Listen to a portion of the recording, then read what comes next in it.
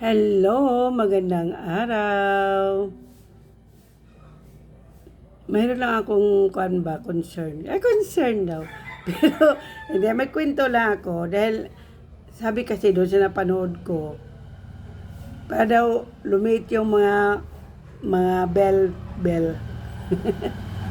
Para lumit. Mag-inom daw ng Yakult. Yakult, ito, Yakult. I have a Yakult, Yakult. Yakult with kalamansi. Abay, lagyan daw ng Yakult. Ang Yakult, lagyan ng kalamansi. Sabi doon sa napanood ko, ako kasi gaya-gaya sa napanood. Katulad nung para daw maalis yung puti sa buhok. Daw, yung pinaghalong shampoo ng kape at saka oil, coconut oil, kasi lagay ko baby oil. Pwede pala, kasi may napanood ko baby oil nilagay. Pwede ko pa alam, kaya one time ko palang nilagyan ng aking buhok. Pero iba naman itong aking concern. Concern. Kasi sabi doon sa napanood ko, mag-inom ng Yakult tuwing umaga, isang Yakult, haluan ng kalamansi. Ganito. Ayan, balik tayo. May na-interrupt. Ngayon, sabi, mag-inom daw ng Yakult at saka kalamansi. Lagyan ng kalamansi ang Yakult. Iinumin daw tuwing umaga. Wala pang laman ang tiyan. Sabagay, ang tiyan natin lagi namang may laman. Siguro ang ibig sabihin, wala pang kinain na iba. Pagkagising mo, wala ka pa ibang kakainin kundi itong Yakult at saka kalamansi ang iinumin para na maalis yung mga taba sa tiyan, pampasiksi. Pero nakaubos na ako ng mga 2 balot ng Yakult. Wala pa man sigurong epekto. Kailan nga mag-epekto? Pero sabi doon sa napanood ko, 1 week lang ko, no. Kailan kaya, no? Kaya ngayon, titiplahin na natin ito ngayon. No? Titiplahin na natin ang ating kalamansi na Yakult na may kalamansi, okay? Titimplahin na natin ito. Titimplahin na natin na itong kalamansi. Kalamansi na may Yakult. Dinamihan ko na nga para mas madali ang anong epekto ba. Dinamihan ko na ng kalamansi. Sabi nga doon, nakita ko nga nakita ko doon sa video na pinanood ko. 3 piraso lang yata yun. Gusto ko mas masarap kasi palang ang lasa nito. Yakult na may kalamansi, mas masarap pala ang lasa. Kaya madaming kalamansi. Kaya lang wala pang result.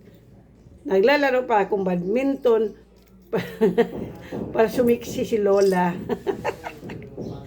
Ayan, habang hinihiwa natin, hinihiwa ko ang kalamansi. At saka guys, mga kabaryo, double purpose pa. Kasi itong kalamansi na hiniwa ko, itatabi ko yan. Mamayang gabi pagligo ko kasi hindi pwede din maliligo araw-araw kasi gabi-gabi pala bago matulog kasi sobrang init talaga. Mahina pa ang kuryente. Ang aircon, di mag-aser. Electric fan lang kasi mainit talaga kasi ang bubong slab kaya mainit. Kaya nga yung pinagawa ko sa taas, siguro maganda-ganda doon kasi nasa taas na. Madali na sa hangin.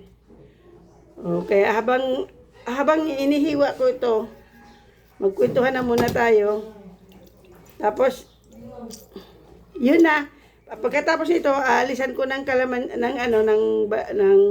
buto ang kalamansi para ayan, natapos ko na. Alisin na natin ang buto.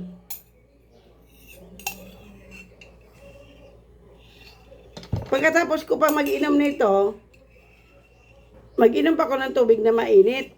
Yan ang siya sabi na iinumin, wala pang laman ang tiyan. Pero di ako naniniwala wala laman ang tiyan. Paano na yung mga bituka doon sa loob?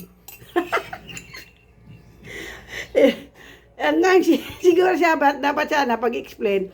Hindi pa kumain ng kahit hindi yung wala pang laman ang tiyan. Pagkagising daw, wala pang laman ang tiyan. mag-inom na nito. Paano man sabing walang laman? Paano ka mag-inom na diretso? Diretso, magdiretso lang. So, ininom mo ka, walang laman ang tiyan mo. Ano ka? Kuan, manika. Manika ka na, wala nang laman ang tiyan. Ito, ang lawan ko ng tubig na mainit. Tapos, pag kaya ko nang uminom, pag kaya nang inumin, ayan, wala nang buto. Ilalagay na natin to. Kasi yan ang napanood ko doon. Tapos iinumin. Hintay nga ako na magsiksi na ako eh. Kailan kaya ako magsiksi para mga post ko mas maganda. Siksi na. Baka ang sumiksi yung mata. Okay, lagay na natin ang Yakult. Ayan. Ngayon, halo-halo. Kabayo.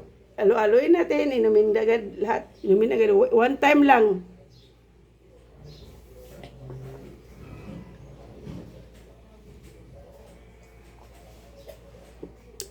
Ayan, wala na.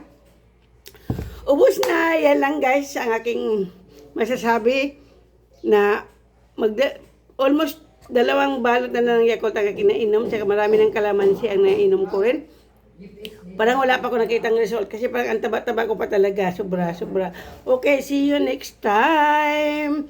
Bye-bye. Thank you for watching. Saka thank you sa Yakult, kahit na hindi pa ako sumiksi. Sana ba lang. Thank you sa Yakult. Bye-bye. God bless you. Love you guys. Thank you for supporting my FB Reel. Thank you. Maraming salamat sa nagmamahal sa akin.